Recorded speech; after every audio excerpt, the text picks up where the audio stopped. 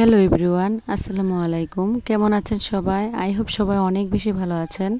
আলহামদুলিল্লাহ, আমিও আমার পরিবার পরিজন নিয়ে ভালো আছি। দীর্ঘ 9 দিন পর আমি কিন্তু ইউটিউবে ফিরে এসেছি। এটা ছিল আর কি ঈদের দিন সকালবেলা, যার কারণে এখানে আর কি গরু জবাই করা হচ্ছে। আর এখানে আর কি গরু জবাইয়ের পরে এখানে আমরা সবাই মিলে আর কি কাটাকাটি করছিলাম। আসলে সবাই মিলে মাংস কাটার মধ্যে অনেক বেশি আনন্দ আছে। তো আমি একটু আর কি লুকিয়ে ভিডিও করছিলাম, কারণ এখানে আমার অনেকেই আছে যারা ভিডিও করা পছন্দ করেন না। তো যাই হোক, বাবার বাড়িতে এসেছি ঈদ করার জন্য। আর বাবার বাড়ি যেহেতু আমার বাসার খুব কাছে, আমি সবসময় বাবার বাড়িতেই আর কি কুরবানির শরিক হই। তো যার কারণে আর কি এখানে কুরবানি কাটা হয়েছে।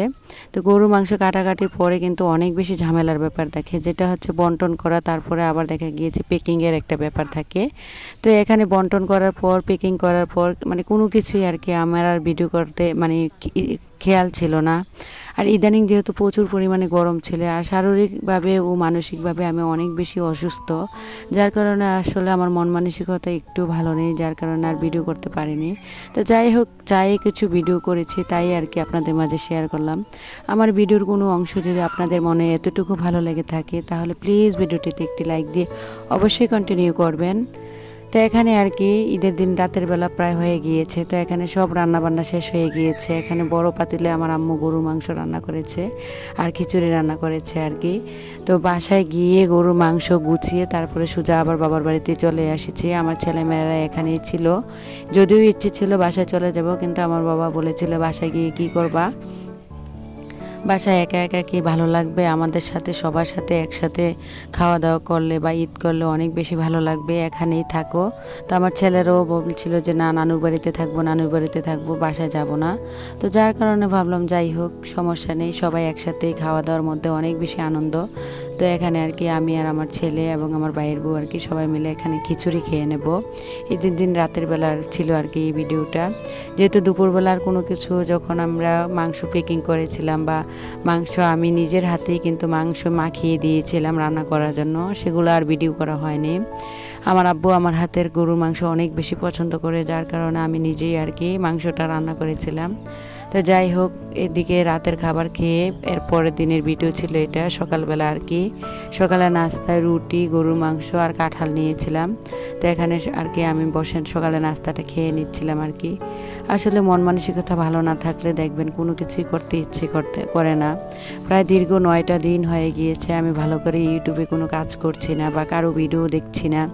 তো মন মানসিকতা অনেকটাই খারাপ বা শারীরিকভাবেও অনেক বেশি অসুস্থ, যার কারণে আর কি কোনো কিছুই ঠিকমতো মানে আগের মতো হচ্ছে না। তো যাই হোক, আশা করি অবশ্যই শীঘ্র সব কিছু ঠিক হয়ে যাবে।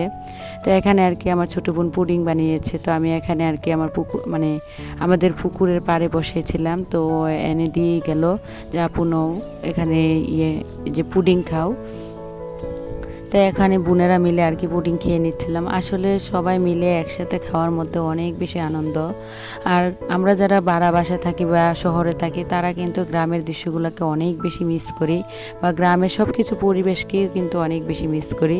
তো যখন চার দেয়ালের বন্দি থেকে আমরা যখন গ্রামে আসি, গ্রামের পরিবেশ কিন্তু আমার কাছে অনেক বেশি ভালো লাগে। তো এটা ছিল বিকেলবেলায় আর কি একটু ঘুরতে বের হয়েছিলাম ঈদের পরের দিন। তো এখানে দেখলাম যে সবাই বসে আছে, কয়েকটা মেয়ে। তো এখানে আশেপাশের ভিউটা অনেক বেশি ভালো লাগছিল, যার কারণে ভাবলাম একটু ভিডিও করি, আপনাদের সাথে অবশ্যই শেয়ার করব। আর আকাশের মানে রংটাও এত বেশি সুন্দর লাগছিল, কি বলবো, অপরূপা সাজে সজ্জিত হয়েছিল আকাশ। তো যার কারণে একটু আপনাদের মাঝে শেয়ার করলাম। এটা কিন্তু আমার বাবার বাড়ির একদম সাথে, মানে আমার বাবার বাড়ির যেহেতু জমির খুব কাছেই, তো জমির আশেপাশের আর পরিবেশটা আর কি কত বেশি সুন্দর দেখেন। বিকেলবেলা এখানে অনেকেই বসে থাকে বিকেলবেলা। তো আমি একটু হাঁটতে গিয়েছিলাম, তো যার কারণে ভিডিওটা করা হয়েছিল। তো যাই হোক, আমার ভিডিওর কোনো অংশ যদি এতটুকু ভালো লাগে থাকে, তাহলে প্লিজ ভিডিওটিতে একটি অবশ্যই লাইক দিয়ে দিবেন। তো আজকের মতো ভিডিওটা এখানেই শেষ করলাম। খুব ছোট একটা ভিডিও দিয়েছি, দীর্ঘ 9 দিন পরে আর কি ইউটিউবে ফিরে আসলাম। তো যাই হোক, আশা করি সবার কাছে ভিডিওটা ভালো লাগবে। সবাইকে আমার ভিডিওটিতে অবশ্যই একটি লাইক দিয়ে কন্টিনিউ করার অনুরোধ রইল। সবাই ভালো থাকবেন, খোদা হাফেজ, আসসালামু আলাইকুম। আর অবশ্যই আমার জন্য দোয়া করবেন, আল্লাহ যেন আমাকে খুব তাড়াতাড়ি সুস্থ করে দেয়। আমার বয়স শুনে হয়তো অনেকে বুঝতে পেরেছেন আমি অনেক বেশি অসুস্থ।